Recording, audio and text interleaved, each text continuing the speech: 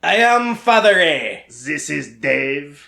And I am Brian. And this is the Tex-Trek in shitty French accent. Okay, we can stop with that.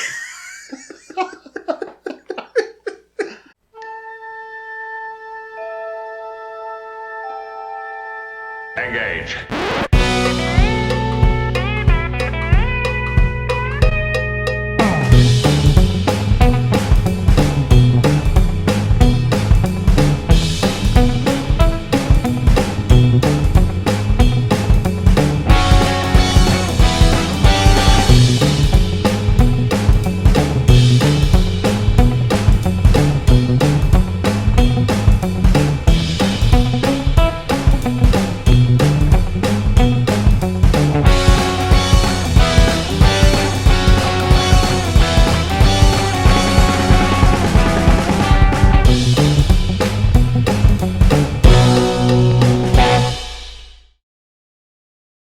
So, welcome back to the Starship Texas for the 95th installment of the Tex-Trek podcast, the home of Star Trek fandom from deep in the heart of Texas, where we talk all about Star Trek all the time.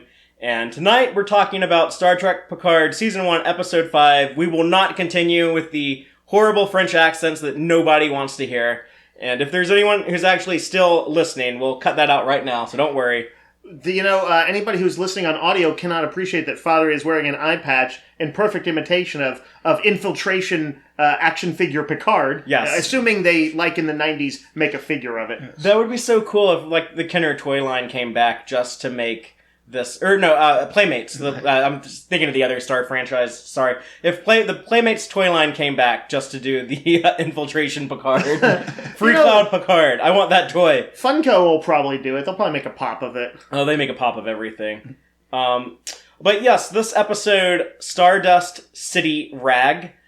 I guess halfway point. We are now, after this episode, halfway through Picard Season 1. Oh. It's cool and yet sad. Cool in that they made it this far, and the show's clearly a success. They haven't dropped their ball in any big ways. You know, like minor complaints here and there, but they're doing it. But we're also closing in on it. Well, we're each just going to give a quick opening statement and let y'all know how we feel about this episode, just our general impressions, and then we'll go into incredible detail to break down all the rest of it. And I'll change things up and go first this time. And just my general reaction to this. This episode probably has more of its own identity than anything we've seen on Picard so far. And this episode went both very, very dark and very, very fun. And kind of a weird way, which might be a little bit of a tonal inconsistent type thing, but for me, overall it worked. I had a good time with it, and I did question some of the darker sides of it, but the show did a good job of putting in justifications and explanations for that enough that I was still able to enjoy the ride through those valleys of dark grimness, and I came through at the end of the ride happy with the experience. Who's up next? Dave, why don't you go last, and we'll let Brian go next. Very dramatically put. Yes. I really like this one. I know I keep saying that. It kind of feels like each one is like, oh, this was even better than the last one, which is a great TV show to be watching where everyone is better than the last one. That was Fatheree's Discovery approach. Yeah, that's how Discovery Season 2 was largely for me, up until they dropped the ball at the ending, when everything didn't tie together like I wanted it to. But I thought this episode left me just kind of stunned emotionally and intellectually at the end. I was like, whoa, I gotta sit down and think about that for a bit. That was a roller coaster. I didn't mention that, but I was for sure shaken after watching the end of this episode. For like the next day, I was kind of like, that's all I could think about was like the impact of this ending. and I have to ask, are y'all just basically talking about like what happened with Dr. Girardi and Maddox? Or are you Yes. talking about 7 of 9 or both? For me, mostly 7 of 9, and mostly her. Same here, and it also worries me because they did a great job setting up this mystery where I'm just overwhelmed and going, oh my god, I have to know, what could this be? What could the explanation for this be? And it worries me because I know a lot of times TV shows in this modern era are better at setting up the mystery to keep the audience invested, and they draw that out and then often have a shitty payoff. Right. And they really need a strong payoff for this, or I'm going to be very disappointed. So That's true. I'm worried about that, but hopefully the show can pull it off. But Dave, what was your take on this? I can't remember. I think last week I had somewhat mixed feelings. This week I have mixed feelings as well. I think that there was a combination of on one level, I actually really liked that they did an episode that had some lightness to it and reminded me of, in ways of classic TOS episodes, like A Piece of the Action or Trouble with Tribbles, where they were not afraid to kind of have some fun. My issue was actually less the tonal disparity, with like torture scenes, which was a little weird, and more that I sort of felt like some of the things in it didn't feel super Trekky to me. The station or the planet that they were on, Freecloud, reminded me almost so much of some of the different locales in, say, the video game Mass Effect, that kind of weighed on me. I didn't like 7 becoming a vigilante. Just seemed like kind of, to me, an uninteresting development for the character, like a kind of an easy crowd pleaser sort of twist. And I thought that the villainess of the piece was a little cartoonish. So like when the end of the episode, I think the stuff that kind of weighed for y'all and kind of like maybe in a positive way in the sense that you were turning it over in your head, I was kind of turning over in my head in a negative way. I was like, I don't know about that. So yeah, I know that I kind of had a sort of downbeat feeling about it most of the rest of the day. So that's where I am, and the rest of it will work out as we're talking through it. All right, Father, are we going to go ahead and do the summation of the episode here? Yes, so I'll give you the short answer. This story opens where the last one ended, with 7 of 9 meeting the La Sirena crew, and now that they're arriving at Freecloud to get Bruce Maddox, who's actually there, they find out he's in the custody of a crime lord named Bejazel. 7 of 9 offers to turn herself over to her because she'd be a valuable commodity since she's full of Borg implants that can be sold on the black market. But it turns out 7 of 9 has some history with Bejazel. She was out to get revenge on her because she is responsible for the death of Voyager character Icheb. And in the end, the La Sirena crew do get Maddox, who explains that Soji is on the Borg cube, so Picard now knows to go there. But 7 of 9 goes on a murder spree, killing Bejazel, and with a big twist, Agnes Girardi murders Bruce Maddox, and seems to be in on the Romulan/Federation conspiracy about banned synths, and probably the Mars attack as well. So the mysteries thicken going into episode 6 next week. Mm-hmm. Father, you didn't say it was a heist episode. I didn't, but it certainly is. But we will talk about that now that we're giving the long answer. Okay, right. We're pretty much just going to go through things scene by scene and discuss what happened with more detail. So let's just start things off with the flashback. For a show that loves to open on flashbacks. Every episode, other than the first episode, kicks off with a flashback before the title sequence. Well, as Trekkies, we want to know what happened between Nemesis and this. So this is awesome. We want to know all of it. And by the way, that first episode did, although it was a dream, it was a sort of flashback type of dream. Yeah. So it kind of still functioned in that role. But sure. So we are, how far back? 13 years. So this is the year after the synth attack, and probably very shortly after the destruction of Romulus. And we see the 7 orbs on the planet Vergisine, whatever that is. Just kind of a weird exotic location. Mm-hmm. But this is where we got one of the things that was on my wish list of things I wanted to see this season, which included surprise returns of known characters. I wanted to see people I knew from past Star Trek show up, and I wanted it to surprise me. I didn't want to know about it ahead of time. This was very surprising. Yes. I of course, was not surprised at all, because I don't know this character. I haven't gotten that far in Voyager. But I was able to infer enough. Certainly, the scene itself explained who it was. But yes, this character is... Icheb, who was one of the Borg children rescued by the USS Voyager in the Delta Quadrant, and is the one who remained on the ship and seemed eager to become a Starfleet officer one day. And I think in a lot of the novels and video games and stuff, they actually did that with the character. So it was cool to see them do it here, and also tragic to see that they end his life. Yeah, in basically the worst way possible. Not quite tortured to death, but tortured to the point of death, and then mercy killed by a friend. Yeah, it was so violent, and it felt a bit gratuitous and unnecessary. I was like, I loved it. I mean, I loved to hate it. It was horrific. Sure. It was disturbing. It scared me. It upset me. I was angry, but that's what it was supposed to do.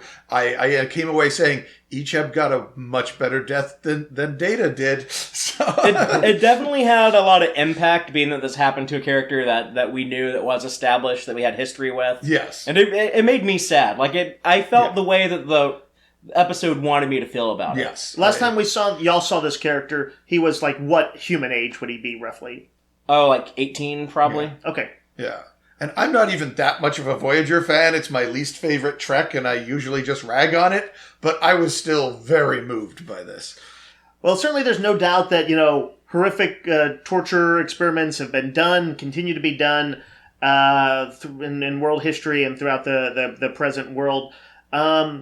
It did seem a little gratuitous in a slightly, I'm going to say Hollywood way, maybe, of the person being kind of casually chatty with the person they're pulling out implants of, clearly without anesthetics and stuff. Where's your cortical node at, buddy?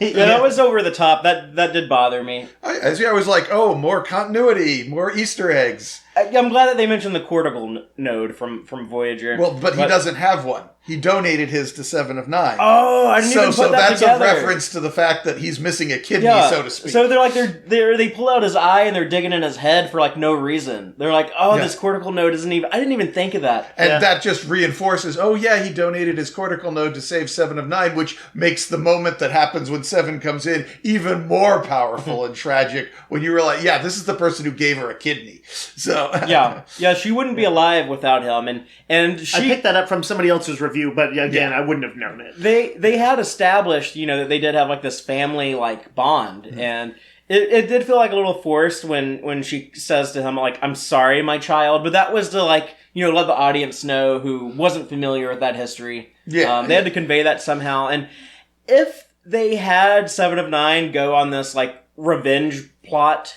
in this episode, and if they hadn't like sold me on her anger, I probably would have been like, you know what they should have done? They should have used the existing canon, brought back Icheb, killed him, and then used that for 7 of 9's motivation, and I would have bought it. Yeah. I could totally see myself saying that if they had done anything else other than this. Yeah, I mean, this was an extreme scene, but I think we needed an extreme scene to get 7 to where she is in the rest of the episode. Let me quick ask, as someone who hasn't seen the tail end of Voyager, don't mind spoilers, of course. How does 7 wind up at the end of that? It's like kind of what's she like? Is she still personality wise close to the way she was when she was introduced? Which for was the most part, that kind of Data like, but a little bit harsher. Yeah, like she's like 90% the same character. She does have like a pretty substantial arc, but her behaviors don't radically change in any. And what's her role that she serves on Voyager? Like as far as systems and all that, what's her job? She kind of becomes the science officer, effectively. I mean, they don't give her that title. But. She mans the astrometrics lab and astrometrics. I think and that's what I would have kind of surmised. I think that's why I was sort of disappointed to see her go off and become a Maquis. It totally works for me 100%, and I'll tell you why. Mm-hmm. Because they explain in this episode that she did reach that point where she was like hopeful and heroic, and that arc that she was started on in Voyager came to fruition in the gap, in like this 14-year gap that we don't see. And because they took the time to dot the I's and cross the T's and do the stuff like that, that I'm completely sold on her, this Fenris Ranger thing that she's doing. And I also want to really compliment the creative talent in this episode. It was written by Kirsten Beyer and directed by Jonathan Frakes. Just in this opening teaser, the flashback with 7 of 9, and then the flashback we're about to get to with Bruce Maddox on Freecloud. There were so many ties to continuity in these two things that when my girlfriend and I were watching this for the first time and we got to the title sequence, I said, I'm wondering who wrote this. Who on this writing staff would use all of this continuity? I was like, I bet it was Kirsten Beyer. And then after I said that, like, her name flashes up on the screen. I was like, that's pretty cool. That's pretty cool to guess that. And this episode is full of a bunch of Gorn eggs, as we're calling them now, that we'll get to later. But, I mean, this is someone who wrote Voyager novels, who, like, intimately understands these characters, 7 of 9 and Icheb. They've, like, lived in Kirsten Beyer's head before. And it is sad to see Icheb killed here and not be used like some of like those novels have used them, or Star Trek Online has used them, I believe. But if they didn't bring him back to kill him, they were probably never going to bring Icheb back. Yeah, this is the best ending. I mean, a lot of other characters just vanish throughout, Star Trek and franchises like this. I don't know if I quite buy the argument that it's better to have somebody tortured to death than to not have them at all.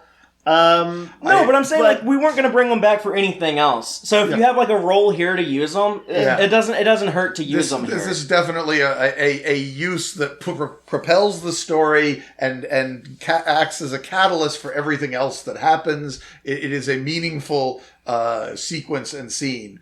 I think if I had been on board the scene, I'd probably agree. But as it was, it can't help but feel like a waste. And ironically, I don't know anything about the character. Well, that's why it works for me, because it did have like that. It grabbed me by the heartstrings. Right. It made me want to go get revenge. Yeah. And it made me understand 7 of 9's motivation and her kind of continued change in personality. As far as the role it serves in the story, I do think, obviously it functions very well in that role. Now, after this, we get to see another character return with Bruce Maddox on Freecloud in the 2-week prior flashback. And in both cases, they didn't get the original actors. I was going to ask if that bothered y'all, because at first, I didn't recognize Icheb. I was like, I think that's Icheb, but I'm not quite sure. And then I found out later, it's like, oh yeah, they didn't use Manu Intirami, I believe how you say his name, which I really wish they would have used, partly because he follows me on Twitter, and I think that's really cool, but also because why not use him? Is he still acting? What's he up to? I'm not sure, but I guess we can't know behind the scenes, like, if they might have even gone to them and maybe not wanted to. No, someone told me, actually, now I did hear somewhere that like he did audition for this. So. Wow. And they said they didn't hire him. You're not good at being you. Wow.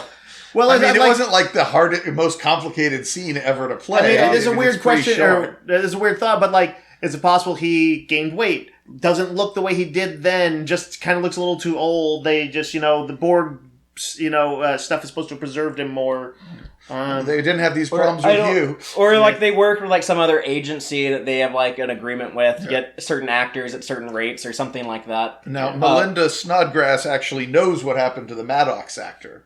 Melinda Snodgrass being... the writer of Measure of a Man, which the creator of Bruce Maddox. Right. She posted that he's at a big university as the head of the drama department there. Yeah, he's a teacher now. And at first, I thought that this might have been him. Because, like, when I saw this guy with a beard that they're calling Maddox, I was like, oh, yeah, he has a professorial look to him. Yeah. But then, like, after the episode, I learned that, no, that's not Brian Brophy, the original actor. I kept thinking, I don't think it's him, but they've changed the hair so much, and he's aged so much, it's hard to say. I absolutely thought that was the same Icheb until I looked it up online and found that it wasn't. Given how key Maddox has been to this whole the plot of this whole first season, It does seem a little odd to not bring in the original actor if that was an option. I suspect. Well, he doesn't act anymore. Yeah, he's probably if just- it's in the middle of the school year, he probably does not have the opportunity to come out and be Maddox. Yeah. So what did they need him for? A week? He could have done it. He could have knocked it out. Yeah. Maybe he You didn't let me want, down, Maddox. Yeah. maybe he didn't want to.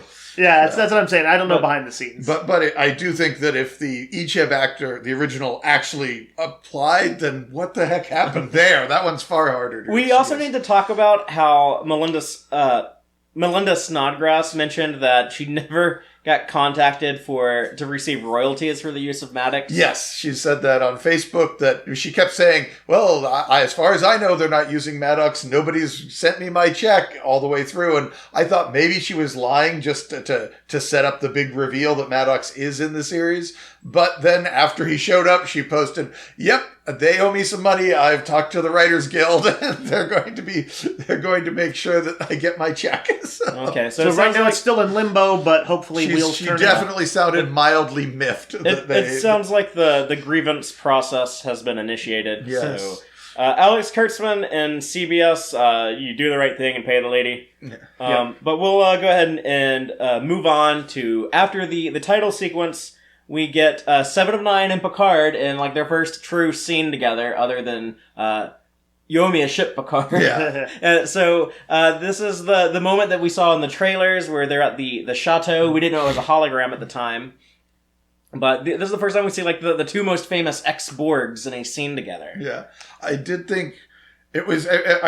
When Seven showed up last week, I thought, they've made her Borg implants look much darker than they used to be. They were very silvery in Voyager, and now they're a very dark steel gray. But then after seeing this episode, because 7 of 9 is much darker than she used to be. That I like it. I approve. She's gotten darker.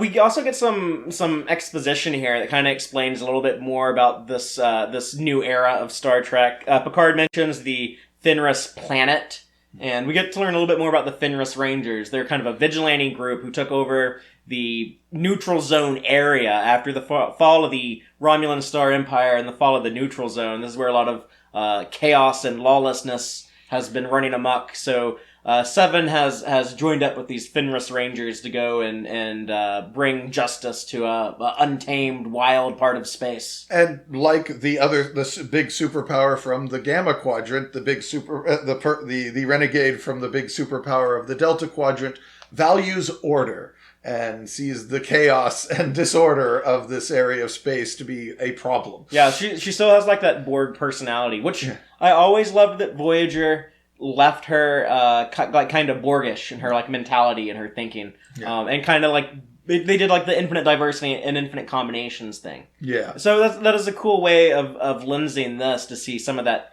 carried over into this 7 of 9, who's pretty different. Like the 7 of 9 is like bourbon straight up. Which, by the way, it always irks me when people order drinks like that in movies and stuff, because no one ever says, like, give me a bourbon straight up.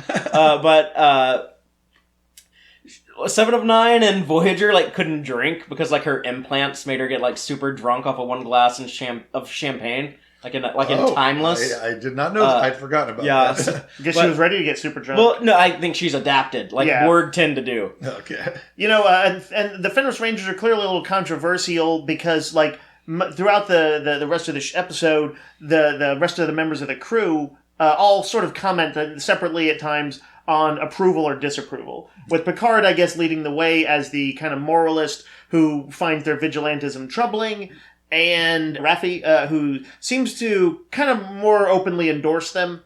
I think, I can't remember where Rios stood. I think he kind of was... I thought Rios liked them too. Yeah, I think he was a little more on board as well. Pretty positive. Yeah. I did like that scene of them talking about, like, do you know who that is in there? Like, she's that Ranger, the ex-Borg from the Delta Quadrant. I like that a lot of these characters who've done all these cool epic things in Star Trek history, they are known to the general population. And I do have to give a shout out for that sequence. You've got Patrick Stewart and Jerry Ryan, and they're acting the hell out of that scene. Yep. I mean, it's just mesmerizing, and they give them some great lines, some great dialogue. The fact that Picard kind of basically loses the argument when he's trying to put down the Fenris Rangers. And by the end of it, he's kind of, oh, you shut me up. That was just brilliantly done. I was like, wow, I could just watch these two forever, And they get another kind of a bookend at the end of the episode, which I think had some of the best dialogue in it, where they talked about getting through their Borg experiences. Yeah, I definitely want to talk about that when we get to it, because that was a scene I'd been wanting to see for like 20 years. Like, literally always thought, wouldn't it be cool if we got 7 of 9 and Picard in a room together? Yes. Mm-hmm. And do y'all think that they know each other before this episode, or do you think they've only just like read about each other and know each other through reputation? I got the impression that they might, just the way that like when she appeared and he said 7 of 9, it sounded like he had a little bit of familiarity, like he's maybe met her at some functions, maybe he was there when Voyager got back from Delta Quadrant and, had some interactions at the time, in a sort of formal capacity. I could see him... What? There's a Borg on Earth now? I might... 2 of them, if you count Icheb. I might have to go visit these and make sure this is going to be cool. I could see him making a point of at least checking in on them once he hears that Voyager is back in town and that they brought 2 Borg with them. And Jerry Ryan has talked about how 7 of 9 has probably faced a bunch of like Borg discrimination. We definitely see some of this here in places like Freecloud, but I can imagine there would still be a little bit of that like back on Earth and even within the Federation. Yeah. And I felt like heist action figure Picard on Freecloud was leaning into that as part of his villainous role, was like being very prejudiced against her. Yeah. You could argue that he was maybe working out some of his own anti-Borg sentiment, but I think he was supposed to be just really doing it for the role. I think he was just taking his own inner monologue that he has about himself and saying, this is what would... this is the cruelest thing I could think. Yeah. He was like, she's damaged goods. These are the cruel things I think about myself. I will use that, and Makes that's sense. how I took That's that absolutely what I thought was going on. Let's talk about getting to Freecloud, and they apparently don't have ad block on the La Sirena because they're getting spammed with holographic pop-ups. I think I bet on Freecloud you cannot block the ads. I think that's like the price of entrance into this lawless zone. Where I think I remember in their promotions they were saying it has like high security and what else did they say? That it was keeping secrets. That those were big things there. I did like how they're, okay, everybody, we're going to planet capitalism. Brace yourself. It's going to be really awful. They all get like a customized ad, except for Elnor, who maybe like they figured out like, oh, this guy has nothing to trade. Well, presumably, I think that effectively there's galactic cookies on the others, and Elnor has been off secreted away. He doesn't have any browsing history. There's no browser history for it. Yes. What did you guys think of the red bullion? I like that because Booleans are blue, so I like that as like a cartoony mascot. See, I'm like, oh no, we're doing what we did to the Twi'leks in Star Wars. Now Booleans come in all colors instead of just blue. I think that might have just been like a cartoon character used as a mascot in advertising and not an actual... Okay. But we've seen like green Booleans. And humans come in different colored skins. Yeah, it wouldn't so be. I just don't want to see like 40 different colors of Boolean like they've done with the Twi'leks. No, I like them having like blue and green. And, is there a pushback against multicolored Twi'leks? I thought once they started it, they couldn't stop. And oh look, I've come up with a new color for a Twi'lek. It seemed like every Star Wars thing had to have their own colored Twi'lek. Star Wars being so visual in a lot of ways, I guess I can sort of see how that happened. Yeah. I mean, it's not the thing I hate most about Star Wars or anything like that, but I'm not sure I want to see the Booleans go. Oh, I could name a bunch of things I hate about Star Wars more than that. Like what? We'd be here all night. Just name 3 right now. It would literally be 50% of that franchise. All right, but let's move on then. And speaking of Booleans, we've got Mott has set up shop here apparently. Yeah, he's franchised. Yes. Let's remind people who are like me and might not remember who the character is. Mr. Mott, the barber from The Next Generation. Who was played by at least 2 different actors, I believe. Would y'all just estimate how many appearances did he have on the show? Half a dozen. Okay. But anyone who's complaining about like the actors being recasted here, that is a Star Trek tradition going back to 1986. So I don't want to hear anyone bitch about it too much. You can say that you preferred they'd use the original. I get that, and I'm actually in agreement with you. But that's a kind of a dumb criticism to hold over the show. When go Star earlier Trek than- has done that so many times. You can go earlier than that because of Sapphic. That's exactly what I was talking about. Is that 86? Yes. I thought it was earlier. Or 80. Or no, that was 84, my bad. Yeah, I was about to say, Star 1984. Trek 3 was earlier than that. So, But she shows up in 86 also. yeah. But, All right. And we're talking about Star Trek 3s and 4. Yes. But I said 3s like there was 2 of them. 3 singular and 4. Yeah, you want to talk about like the other ads? We get Picard gets like the tea house lady, and Rafi obviously gets an invite to like the snake bite den. I did like And- how telling that was of her personality, that she was like trying to close that up before anyone saw that. Later on when she sees her son, she says, "I'm clean now," and it made it sound like it was like even more serious than I thought it was, her drug habit or whatever. Well, she could have been talking about her drinking also. I guess so. I guess so. And Agnes Duride gets an ad from the Freecloud Institute of Entertainment Robotics, which, of her being like the biggest roboticist on Earth, I guess they would. It's kind of like on like Indeed or LinkedIn or something, like when you get like spammed by recruiters. Yeah. Like I said, I think it's like they probably Freecloud has something that's like scans all the all databases that are open to find out what they're about, and pulls that. But, it is a little it's a little weird for Star Trek to have like a joke. It's a joke about pop-up ads. But it's I think it's within reason, and it was funny. It fit with the planet they were going to. Exactly. Planet capitalism or planet libertarian. Right. It very much fit the style of what we were.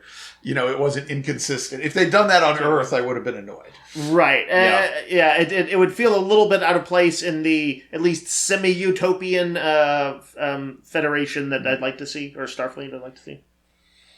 But before we set foot on the planet, we learned that Bjayzl is the big bad of the episode. She's the one that they're going to have to deal with to get Maddox. She's trying to trade him to the Tal Shiar. She like essentially a crime boss? Yeah, she's a loan shark and has like a small army of minions that are on her payroll and sells poached board bits. Yeah. If this was Mass Effect, that would be Omega, and she would be Arya, the crime boss of Omega. By the way, I thought that her name bugged me throughout because it's so close to the internet jokey term vajazzle. I don't even know what that means. This. It was a thing. If you in the social medias many years ago, I'm going to say like 10 years ago or more. Have you ever? It was vajazzle is a portmanteau of vagina and the bedazzler, that thing that people like affix like rhinestones with, because people were, as a weird trend, rich people were doing this to their private parts with like little gems and things like that. Anyway, it was a running thing online. And her name is just way close to it. To the point where, like, you mispronounced it as Bjayzl at some point. And so, that's all I hear when I hear it. I'm curious to hear if anybody else felt the same way. Okay. Well, I would hope most people out there aren't demented enough to think about such things frequently, like Dave is, but... Yes, having heard something on the pop culture is pretty crazy. We all need to be pure, like Gene Roddenberry. Yeah, he would never stand for such things. No. But actually, my bigger issue with her was that she was a little cartoonishly, cacklingly evil. So that was my main thing. Yeah, but I don't mind. I don't need every character in Star Trek to be super complex when they're just such a small role like this. But I did love this had a little bit of that TOS pulp to it, which we don't get a ton of in more recent Star Trek. And I thought she kind of contributed to that vibe. I'm down with that. We also learn about the Beta Anari character, Mr. Vup, who's kind of like her... A new alien? Yeah, if she was a Bond villain, if she was Goldfinger, then he would be... Odd Job. Yeah, he's like the top enforcer. Big hulking lizard man, and the species has a very powerful sense of smell, where they can, among other things, tell if you're lying. 1,253 olfactory sensors, and they can smell not only what you had for breakfast, but also the last person you had sex with. Would you have been happier if it was 1,347? Yes, they haven't dropped. They haven't dropped to 47 in this entire show so far, as I know. I mean, maybe they did. It was just real subtle. I think I would have caught it by now. You probably would have. But they do this cool little heist movie thing that is kind of similar to how they've edited earlier episodes of Picard, but they're explaining the heist at the same time you're seeing flash forwards to like the heist and execution. Mm-hmm. Yeah, or rather, the way I think of it is the rest of the thing is taking place in the present, and we're seeing flashbacks to either way. Like it's the same effect. It's nebulous. It's a cool vibe. I don't know if it's specifically used in like the Ocean's 11 movies, but it feels like the exact kind of thing that's probably been used in heist movies. They used it when they did Ocean's 11 episode of Deep Space Nine. Before all the remakes of the original Ocean's 11, when they did their Vegas casino heist, they did the same device. It's effective and kind of energized by the composers. I can't quite remember how the music worked, but it was kind of like an energetic, either suspenseful or slightly jazzy themes. We should talk about what the actual plan is. Is that they're looking for a broker to arrange a deal with the Tal Shiar, so that that is say, Bjayzl and her crew. They're trying to turn Maddox over to the Tal Shiar. So they decide to disguise Rios in this pimp suit to be one of the facers who take like these types of jobs. But instead, he's going to arrange a trade with French pirate Picard. Yes. Who's this colorful disguise that Picard they do explain why that on this planet that the larger than life looks are to sort of keep people from mixing up the gangsters. Yeah. And interfacers. And to add that extra flair, they tell him he needs a feather in his cap, and he literally sticks a feather in his cap. It was Seven who suggested that, which I also thought was entertaining, that she was the one who thought the feather. Had some style. The idea here is that they're going to turn 7 of 9 over to Bjayzl, who is going to want to get to these Borg implants when she sees a scan of her. Mm-hmm. And that will allow them to get Maddox and continue their mission of finding the Sister of Daj. And that's where we get our DS9 reference. Yes. When the fake credentials that Raffi comes up with for Rios, they kind of have like a recommendation, a reference on his resume from Mr. Quark of Ferenginar. So I'm thrilled to know that that Ferengi is still out and about, and I would love to see him or learn more about what's going on with him at some point. He's got a franchise now, because there's a Quarks on Freecloud, too. It'd be so cool if he, gave them some false identities or something at some point. If not in this season, something to play around with maybe in the future. By the way, was there notion as they swapped Maddox for 7 of 9, was there notion that basically they then leave and 7 just breaks out? Or I don't know if they explicitly said it. But I presume that they weren't going to permanently turn around. No, they had they were going to beam her out. They had a pattern enhancer hidden on 7 of 9 that they said no one would be able to distinguish this from your Borg implants on scans. Right. So we can use this to double cross them and beam you back at the last minute. Right. And let's talk about also when they're gearing up and getting disguised. Let's talk about Elnor in the way of absolute candor and how he has such an innocent lack of concept of deceit that literally, after they've been talking about it for a few minutes, he's like, "You're all lying." A little slow to catch that. Kind of Drax from Guardians of the Galaxy-esque. Yeah, I love the idea of Elnor and the philosophy of absolute candor and how they can use that going forward. I feel like he is going to be the Spock or Odo of the show, who's kind of like that the weird outsider, and I love exploring this concept.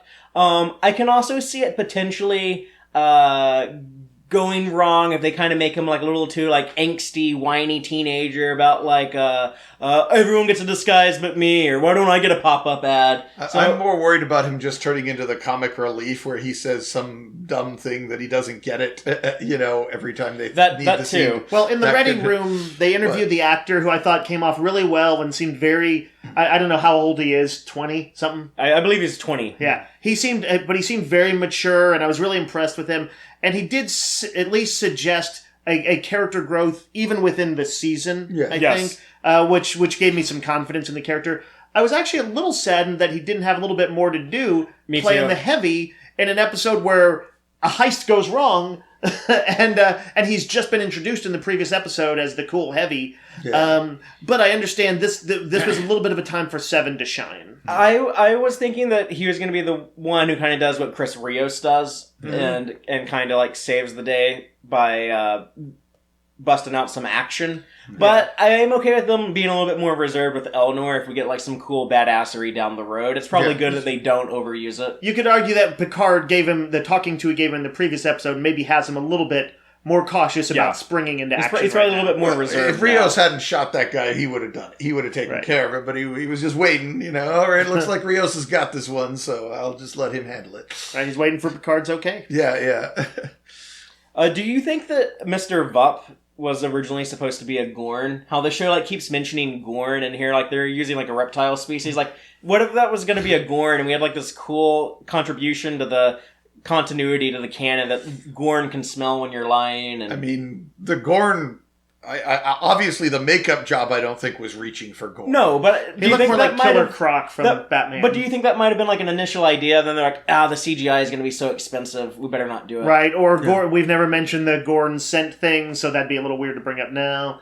I could see it. I honestly, I did think about it the first time I was watching, and I kind of wish they had done a Gorn, but he was a fun character. So before we get into like the actual like making the deal and the things that go wrong there, let's talk about like Raffi and what was going on with her character. We meet her son, Gabriel Hogg, who apparently has a Romulan wife and baby.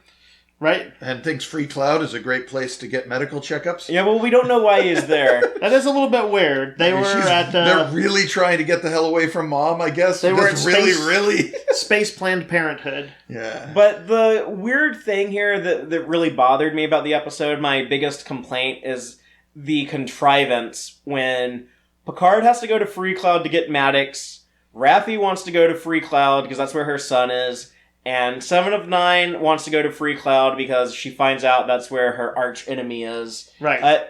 Making her also the perfect person for the exchange. Yeah, it was very convenient that all those stars aligned. If we assume that Maddox, by sort of implication, was buying Borg bits from Bedazzle...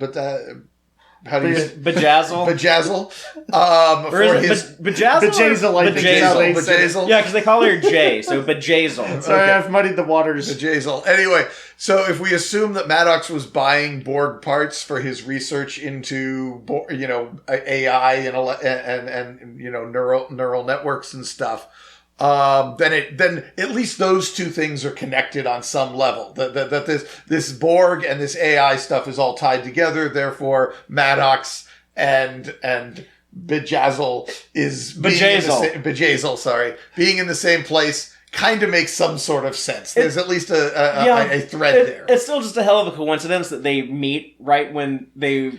It feels a little like her, Star Trek Discovery plotting got sometimes. Yeah, but I got nothing for the son being there. I have no idea how that would happen. At least they actually do some technobabble here, and they talk about like, oh yeah, we'll give you like a beta blocker so you can lie, and they're not just like on Discovery. They would be like, yeah, these lizard people, they have like a lie detecting nose, so we're gonna give you this cocktail that'll make you kind of like like the pheromones will be truthful pheromones. Yeah, it will make you like super deceitful or something. I actually wanted to I hadn't thought about it until I watched it a second time that Raffi actually does a ton of behind the scenes stuff. If this was a role playing game, and by the way, this felt like the kind of hijinks characters get into. Y'all gotta quit talking about role playing games all the time. Why? because most people don't understand that. People in role-playing games often get into hijinks. That's the limit of my role-playing game's depth in here. Yeah. You often have to investigate a mystery or ghost, take your D&D characters someplace that's not a combat situation, and you gotta heist it. And that's what they were doing. But what I was going to say only is this, that Raffi actually did a ton of stuff to get him in. She got him essentially on the guest list to get to do a brokering thing. They found where Maddox was in the first place. Yeah. She provided the drugs. She's apparently can whip up a drug cocktail in a heartbeat. to fake the pheromones to outwit Mr. What's his name?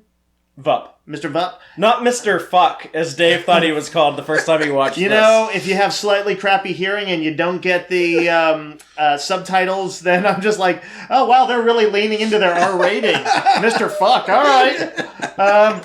Anyway, so she's actually was like doing a lot of the work. She also here. helped them set up the whole the costumes and the performances. She was coaching them and on that. Riosa's fake credentials. Yeah. Yeah. Now, what I want to say about the scene, although the scene with her son might have been contrived getting there, I thought the actress, what's her name? Michelle Hurd. Michelle Hurd. I thought she did a really good job in this scene. Me too. I guess are you Roddenberry was adamant that there weren't drug addicts in the Federation. This clearly breaks that rule. Are you guys okay with that, or I'm okay with it because I feel like you can have a broadly utopian civilization that still.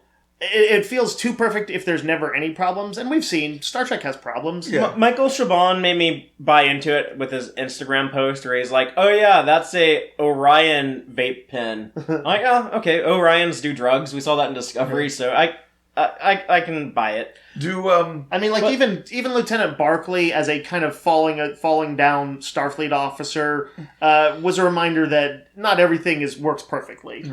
Now, do you think we're ever going to find out what got her, what drove her to becoming an addict in the first place? I think they've already kind of explained that with just like... You don't think it was just like getting fired and all that stuff? Yeah, she was pushed out of Starfleet. No one believes her weird conspiracy theory, and her son has kind of like pushed her out of his... Well, no, they said that she had the addiction before her son. Yes, that's what I was about to say. Picard was kind of fixing her, and then Picard quit and left, and she fell back into it. I didn't quite catch that. That's interesting. So what was the thing that put her there in the first place? Not her messed up family. That was an effect of the. In that case, I guess I hope they do show that at some point. Yeah. But I think like the conspiracy theory part played some role in that. I love how when she's talking to her son, who we should mention, by the way, I heard he's played by Cuba Gooding Jr.'s real-life son, so... And after you mentioned that, assuming that is true, I saw his mannerisms in the performance, and I thought he did a good job, too. Cuba Gooding Jr.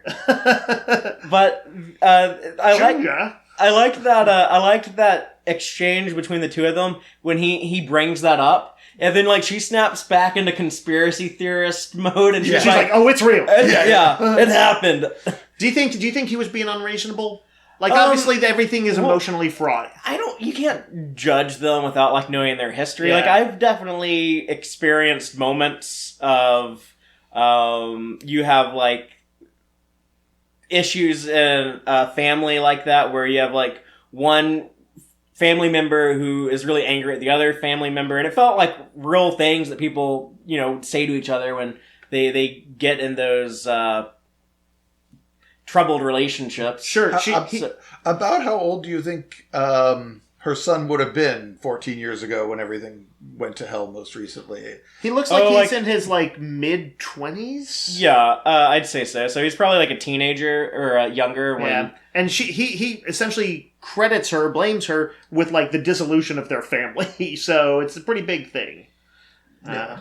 Well, I mean, obviously he's like 17 or 18. Mom leaving isn't quite as going to be near as traumatic, but I think what it sounds like he's around 10 or 11 or something, which that could be very traumatic. No, I did like the one little thing that they did to give it like a little bit more nuance is that he still deep down has some love or respect for his mom because the baby that they're having, they're going to name Rafaela.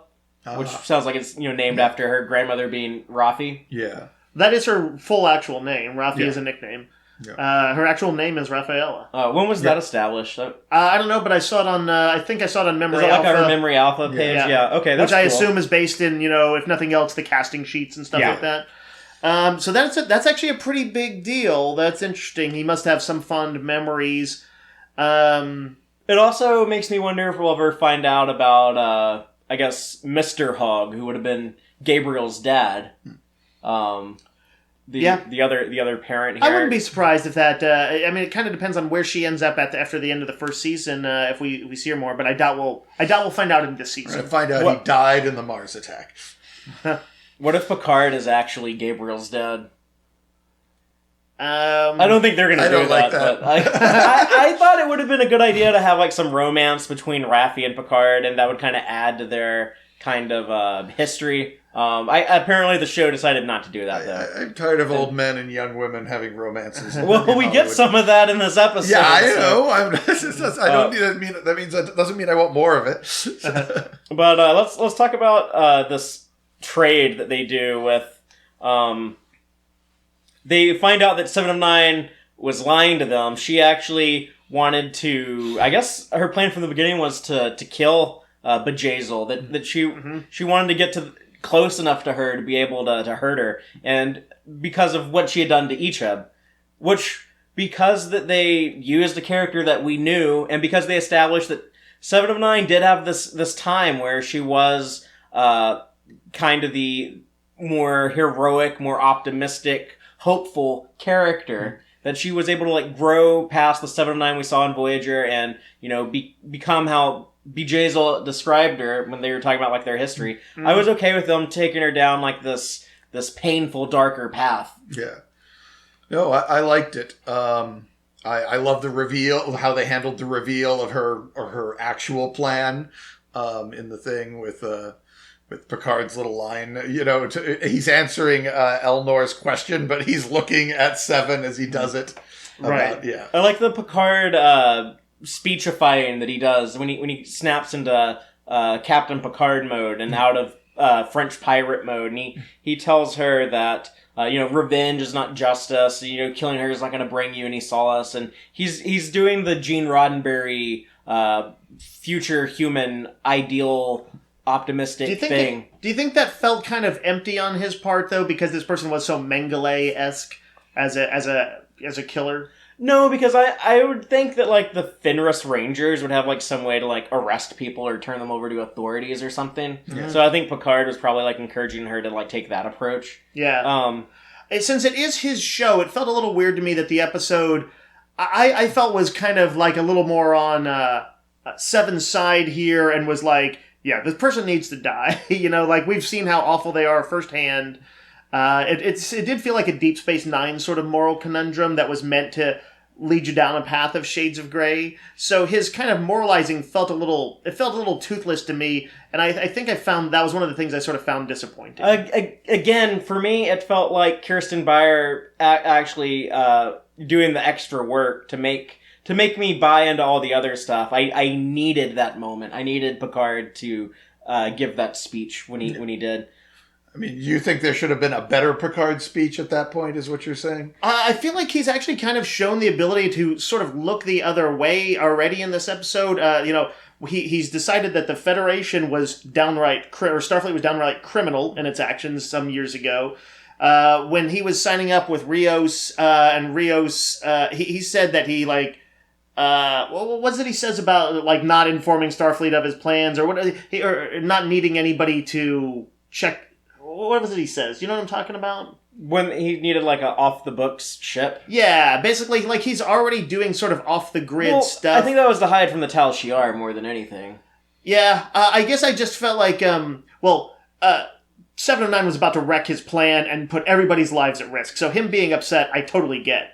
But I don't know if I quite see him as moralizing at that time about her not killing this terrible person. Not that he knows actually what all of the ins and outs of that. I don't know how much he knows about this character. Given the way he jumped on Elnor in the previous episode about the head chopping, it kind of felt like, nope, that's the exact same guy we saw last week. Yeah, and I loved that last week, and this felt very consistent with that. Yeah. So I guess I'm thankful that they included it. Yeah. I think I would just like a show, if like the show feels like thematically it's going to support him a little bit, then I like it. But right now it feels like, we're kind of meant to have thought.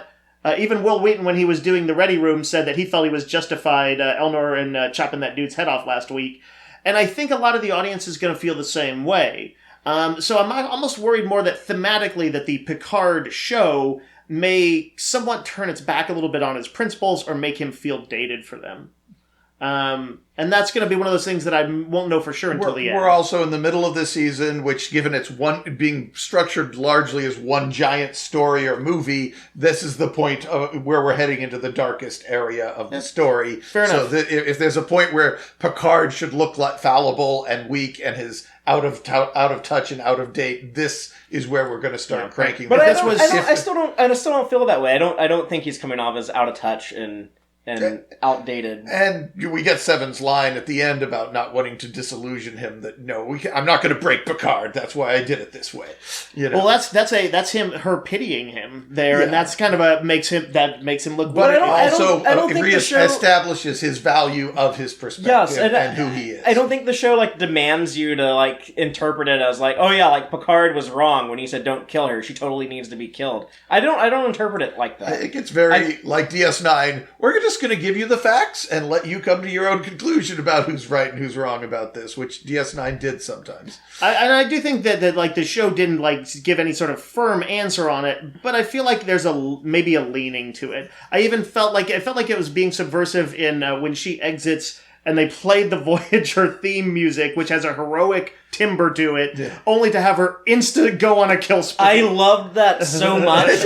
I loved that moment because not only is it Jeff Russo using some more Jerry Goldsmith score, which I love that we have a composer who leans into old music and brings it back, just like he did with bringing back the Balance of Terror of Romulan theme of all things. I'm looking forward to him doing more of this.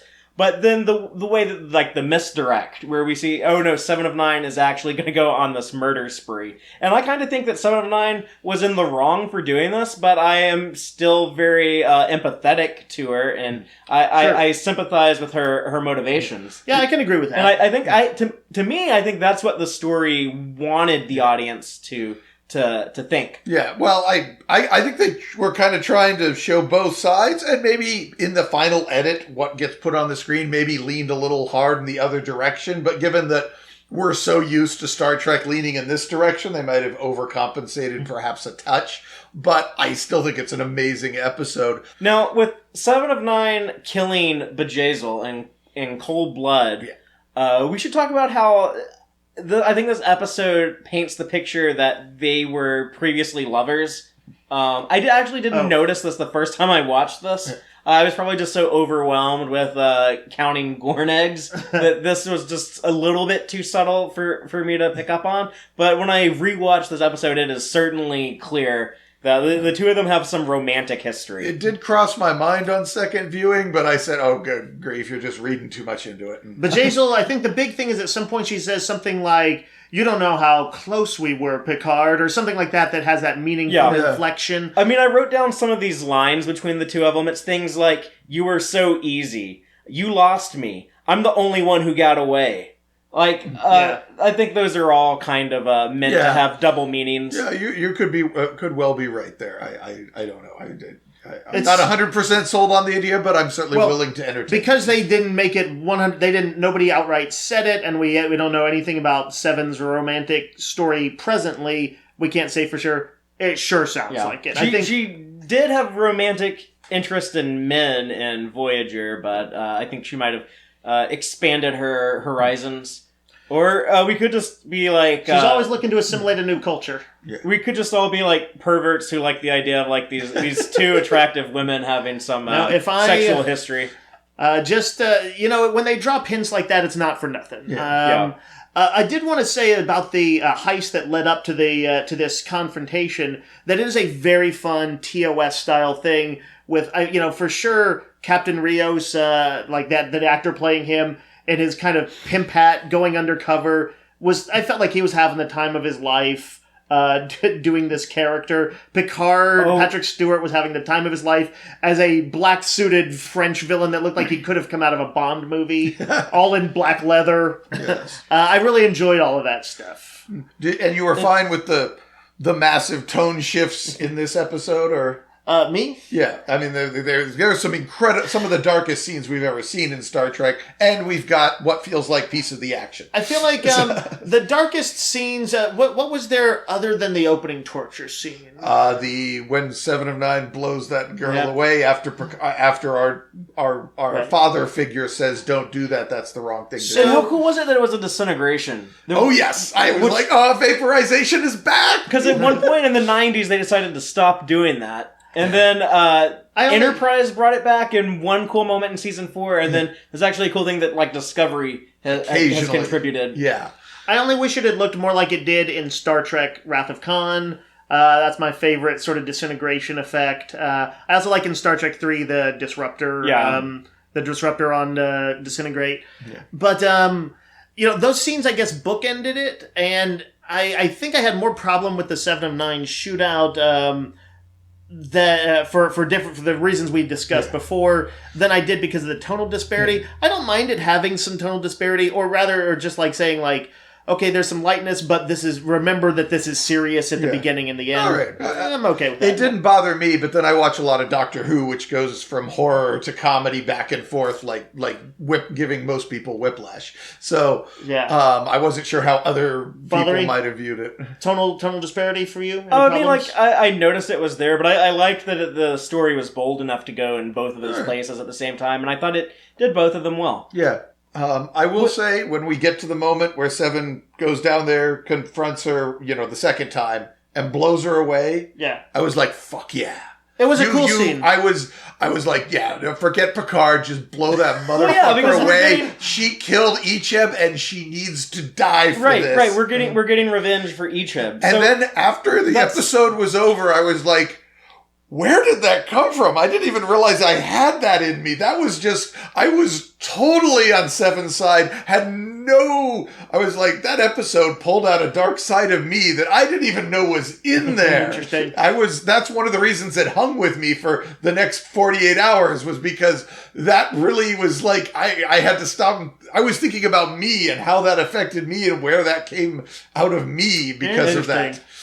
And it also helped that she looked so cool dual wielding those guns. Yeah. You know how hardcore Seven was? She appeared, took out the immediate guards, killed Bajazil, and then waited for the other guards to show up to kill them. Yeah, she probably could have gotten out before then. She wanted more of a fight. Yeah. But it's also as a Fenris Ranger, I guess part of their responsibility is to take down people like this. Yeah, she was like, I might as well clean it up. Yeah. Speaking of the Fenris Rangers, she gives Picard her, literal calling card. It's like a little communication device to be able to reach her. In case he ever needs a vigilante. Yeah. Which kind of means she's probably going to show up before the end of the season, right? Again. If you need help, just call. So 7 of 9 Fenris Ranger. You think she's going to do the Gandalf arrival at Helm's Deep? Look, on the board cube. We saw 7 of 9. With an army of Rangers, you mean? Yeah, look for me at the. I would be down for that. I'd be down for that. We saw 7 of 9 in the trailers for the show before it premiered. The things I remember seeing of her was her next to some mutilated Borg parts, her shooting 2 phaser rifles at the same time, and her saying, "What the hell are you doing out here, Picard?" And we've gotten all of that in this episode. I don't think she's going to be in a ton more, but I think they intentionally planted a seed here to bring her back, I would think, before the end of the season. Yeah. I guess it's possible that they might save that for some time in the future, but I think it was so deliberate that they probably already have that planned out and are going to use it. The weird thing about that... So Picard will have to once again compromise himself and bring in vigilantes to do his dirty work? No, he's going to do what you said you wanted him to do and have the ability to call in all these different favors and bring in people that he knows to I didn't want him to bring in a murder squad just because he wants to help the murder squad out. If it's Jerry Ryan murder squad, I'm okay with it. I'm sorry if this evolution of 7 of 9 didn't work for you, Dave, but I love it. And after seeing it, I don't think I would have it any other way. This is my favorite 7 of 9 episode. So. And she's one of my favorite Star Trek characters. She's my absolute favorite Voyager character. which, like Brian, it isn't my favorite Star Trek show, but I think I found more to like in it than I think he did. But 7 of 9 is clearly a highlight for me. Like, when I'm watching the first 3 seasons of Voyager, I am always kind of like, okay, like, some of this is really good, but the show gets so much better when 7 joins. I had, like, a massive, like, kid crush on her going back to, like, 1998, I guess. I was like in love with Jerry Ryan for half my life, and I really, really, really am thrilled to see her back. And that conversation we get between her and Patrick Stewart about maintaining their humanity, reclaiming their humanity. Good. I wanted that, like, literally for like over 20 years. I've wanted to see this conversation between Picard and 7. I thought that was probably in a weird way, that was maybe my favorite scene of the episode. Yeah. I had such negative feelings to Voyager, and I'm actually rewatching it, at least some episodes, and finding there's more to appreciate. But that when people would say, "Oh, we never got a 7 of 9 Picard scene," and I'm like, Voyager was crap. I don't need to see that. Now that I've seen it, I'm like, oh my god, that was so good. What was I thinking? That was amazing. And it's something I would have thought just a few years ago. Yeah. As recently as 4 years ago, I probably would have thought, like, that'll never ever ever happen. Not with the actors. I mean, maybe in a novel or a comic, but. Well, they've met in the other stuff. Like, there's literally a comic book about the two of them coming together to fight Borg. I did like that 7 got some real clothes. That they didn't put her in the cat suit. They got her out of the cat suit. Yeah, that was a relief. Which it's pretty cool. She looks like she's from Firefly now. Yeah.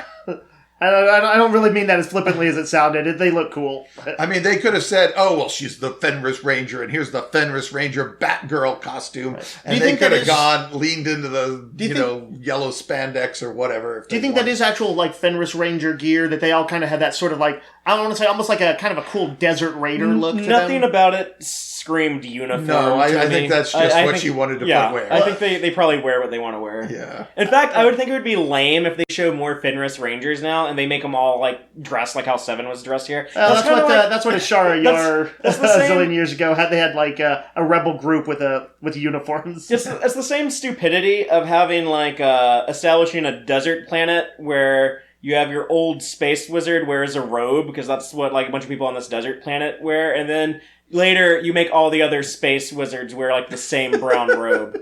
Oh, and you think we need to stop making RPG references? like show your third Star Wars for the episode. But let's. I think the last thing we have to talk about is going to be Agnes and Maddox, and we learn more about their history. I feel like I always have to call her Dr. Girardi. I don't feel close enough to call her Agnes or Aggie, as we heard this episode. The people on the show, they say Agnes more than Dr. Girardi. I just mean me personally. Well, you do what you need to do. But we see, like, a little home movie of her and Bruce Maddox baking chocolate chip cookies, which I thought was, like, a cool Star Trek thing to do. It's like, I replicated the ingredients because I wanted to make it myself. No, that was wonderfully clever. Yeah, I enjoyed that. We see like the two of them kiss, and she's watching this, sad. She's crying, which we later learn there's a lot for her to be sad about. So we learned that she had this romantic relationship with her boss. That happens. It happens. Who's significantly older than her. Yeah. But that's not necessarily an unhealthy thing. But she ends up murdering him. After they're reunited in sickbay. Yeah, she did the equivalent of the injecting something into his drip equivalent. And we got this set up previously in the episode where, like, she's nervous, she's stressed out, to the point that the emergency medical hologram activates and says, "What is the nature of your psychiatric emergency?" Yeah. But she put a bad block on him. Yeah, well, I mean, like, it happens again here when she is doing the murder, but it's like the dialogue they gave her where she's... And the way that Alison Pill performed this, it totally conveyed absolute reluctance and how she is so tortured and says that she wishes she had never learned what she's learned, but she's so terrified of whatever this Zot Vash secret with the AI, whatever Commodore O told her outside of the Daystrom Institute that one day, it is so terrifying that it's making her kill this man that she loved. We presume then that it was something more than showing her like a Zotvash YouTube video of conspiracy theory stuff. Yeah, no, it was something convincing. And the fear that I have here is that they're setting up this incredible mystery that just like, it shook me to the core when I watched this the first time. And I was like, oh my god, that's like the most intense hour of TV I've watched in a long time. What the hell? I have to know what's going on here. But it's setting up an extremely difficult thing to deliver on. Yeah. And this needs to be a huge payoff, or I'm going to be extremely disappointed. So, Fatheree, off mic, we you had mentioned that the possibility that the Commodore is Vulcan. Well, the show has told us that she's Vulcan, but that could be a lie. Okay. But I do think that if she did a mind meld with Dr. Girardi, that's one of those few things where I could buy that she saw something as so truthful and so convincing because she was seeing the truth of it as it was in the mind of Commodore O. Yeah. That it would be enough to influence her. Yeah, if she was, look into my mind, see that I'm not full of shit. Yeah. This is undeniable, and you're gonna have to accept it at face value. Because I'm not sure what else she could have done other than it's some crazy magic prophecy stuff. Well, that's and what I I'm don't want saying. to get into that territory. This is going to have to be like a hell of a payoff. So I'm a little worried. I'm a little worried going forward. Yeah, I had figured, she's been brainwashed or mentally controlled or something, and that's why she was going to kill him. Because I figured out she was going to kill him pretty quick. But no, she's a true believer as far as how it's portrayed. She believes the secret, and she believes the secret requires Maddox's death. I don't think anyone saw that coming. No one saw that, like, we guessed she might be traitorous. Right, yes. But no one thought, like, oh no, she's actually, like, still, like, a good guy. She's still, like, a good person. And and she's actually just been convinced that, oh my god, this guy needs to die. The Zotvash are actually onto something. That is terrifying. I don't think anyone had predicted that. Yeah. No. So it was kind of cool that everyone kind of had like these theories, like, oh, I can see it coming. She's going to be a traitor. No one predicted it like this. Yeah. True. I think it does seem weird she's carrying around this horrific secret, and it's all bouncy and chipper and making jokes about space and stuff like that, if this is supposed to be such a burden for her. She was mainly doing that in the previous episode, and I could almost see that as nervous energy as she's trying to figure out, like, when it comes time, will I really be able to do it? Yeah. In this episode, she was straight up anxious and kind of nervous about everything. If you go back and watch, like, the first 2 episodes with her, she's, like, a pretty confident person, talking to Picard. She does immediately come off as, like, a little bit off-kilter after the conversation with O. As soon as we see her after that, she's always... I guess she was still kind of, like, calm and level-headed. We had that conversation with Rios about the emptiness or not emptiness of space. Or when she told Picard that she's coming with he's taking her. Well, no, like, she was pretty confident there. No, she seemed pretty freaked out when she, like, walked in on, like, the chateau fight with the Zotvash. Yeah, like, but when she was trying to convince Picard, when she's like, you're taking me with you. Yeah, when she's giving her resume to him. Yeah, she seemed pretty convinced at that point. Yeah. But there's definitely been moments here, post O, we'll say, that she does come off as, she herself is a little shaken. Yeah. So. And a lot of, like, how good a job they did with the writing and all of that. We'll have to see exactly what she learned before we can kind of fully judge it. Yeah. Yeah. I did wonder, for a ship this small, what's the name of the Picard ship? The La Sirena? Yeah, for a ship this small, it has a huge sickbay. Yeah, that's what I thought. That is a hell of that's a bigger sickbay than I think, than like some of the ships in the show have had, like some of the Enterprises have had, I think. But I think they've said that they, like, this ship, like, the sets that they've built, like, kind of, like, connect together, like, the actual size of the ship. Yeah, and maybe it's dual use. Maybe that's also the lunchroom or something back there. But because there was a table with chairs, I was surprised at the set. Like, I'm surprised, like, they didn't just, like, show them doctoring them up, like, back in the cargo area or something. Yeah.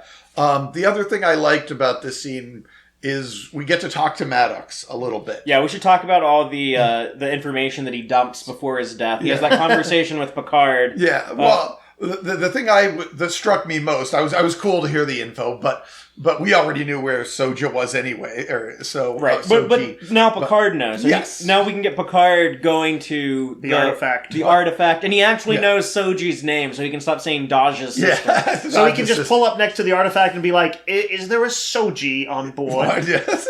Pardon me. Do you have any Soji? Or if he wants to be sly about it, "Is there a Soji on board?"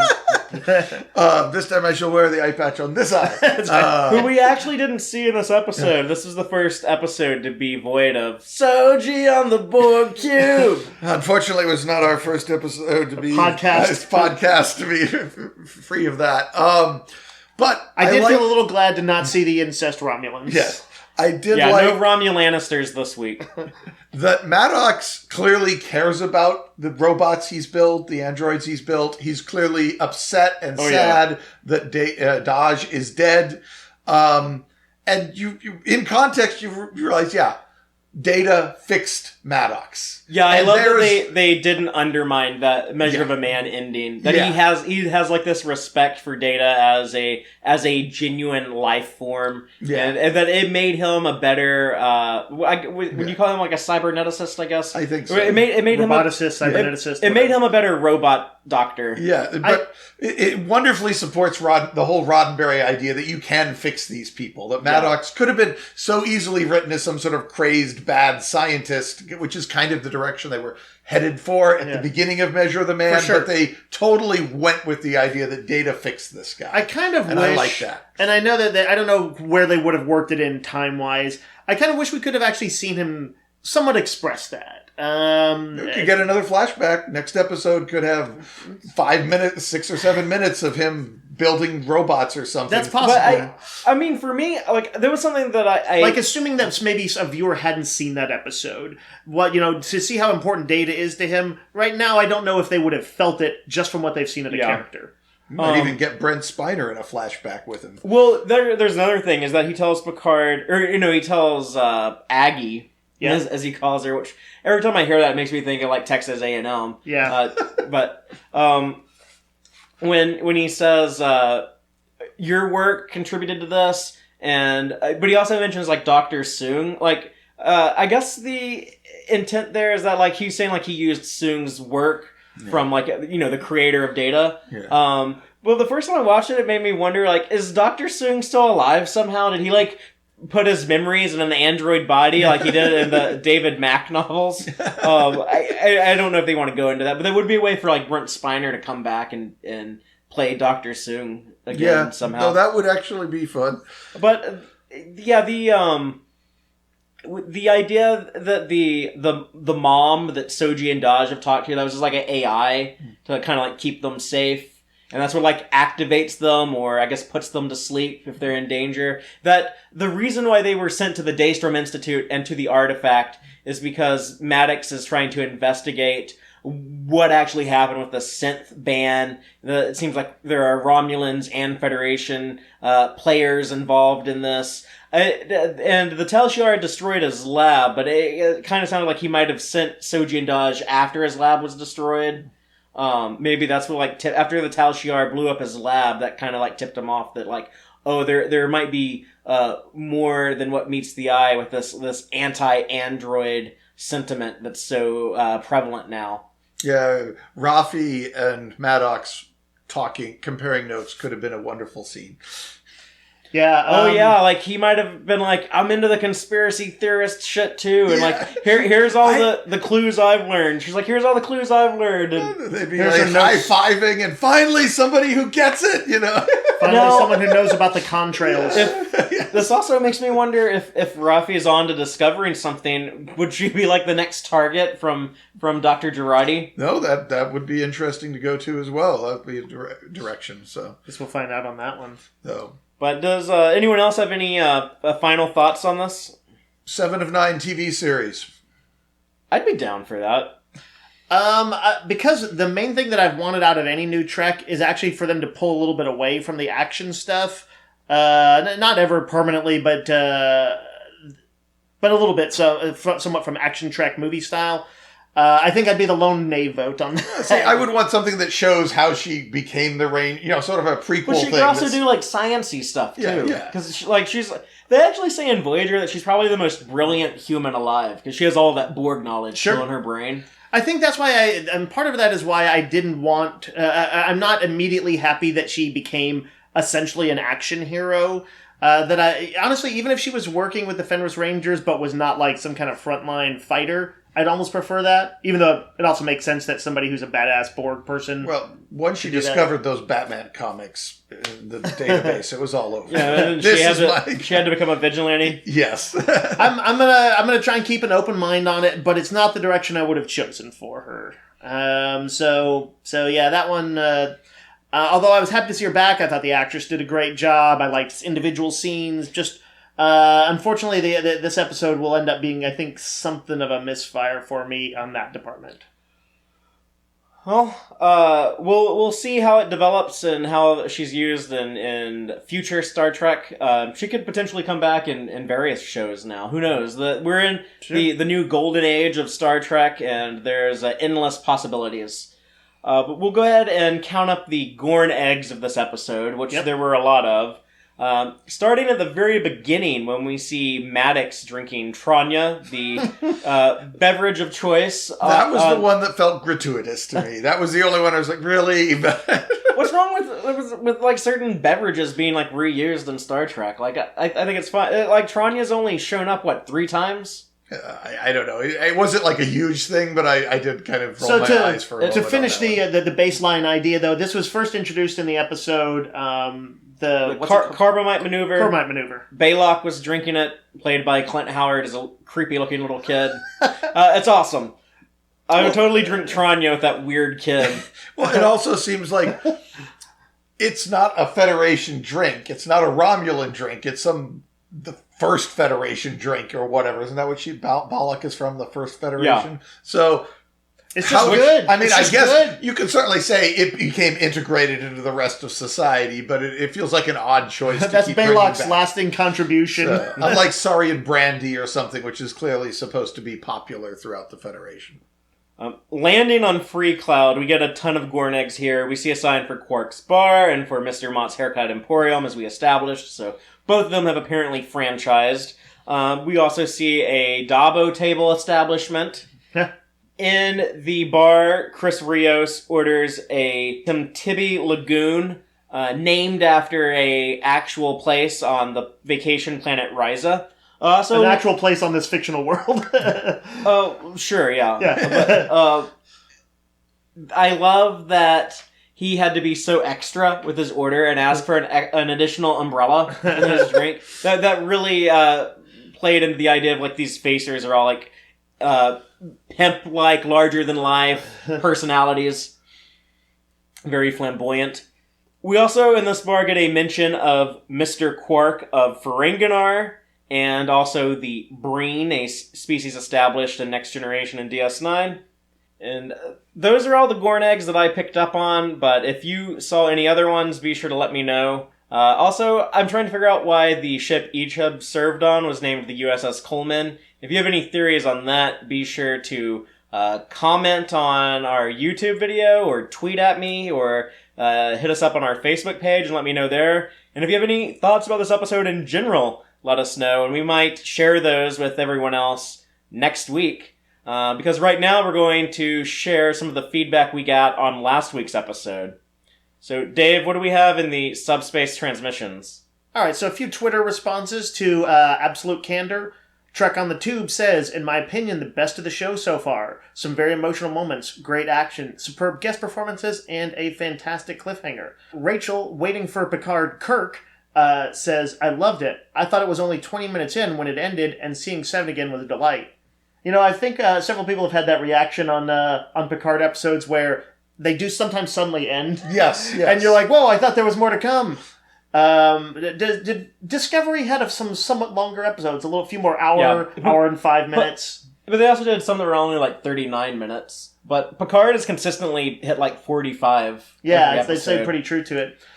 Rachel also says, also seeing a happier Picard playing with a child was lovely. I agree. That was nice. Over in Facebook land, Adam B. Owen says, so, another solid episode. Even though we're getting long-form storytelling here, I do like the standalone nature unique to each episode so far. The idea of a warrior Romulan is a nice addition to the crew. They're really giving us a more varied cultural look at Romulus, kind of the same way Deep Space Nine, TNG, and Enterprise did with Klingons. Over on YouTube, Theotonia says, when they recreated Picard's den, that was when I was sure Seven was showing up, because that is the shot from the Comic-Con trailer. It's a good catch. Good catch. Red Ketchum says the Romulans going crazy after joining the Borg could be that Tal Shiar have put telepathic viruses that mess up the Borg.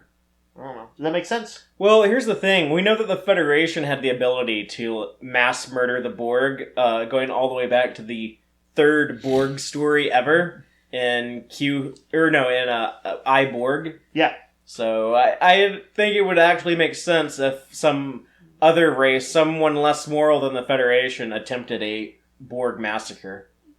Yeah. But I don't know if there's enough evidence there to back that up. But who knows? It could be possible. And arguably, Starfleet would have been happy to do it. They just, unfortunately, Picard was the guy who made the call. Yeah. For them. Yeah, Admiral Nechayev scolded his ass in Dissent. She did. Yeah. I wonder if she later apologized since he did infect them with individuality. I don't know. That sounds so new agey. But it is weird. They now have ennui. in this new status quo of Star Trek, now that we're decades past where we left off before in the Berman era, ex-Borgs are a thing. That's like a common thing.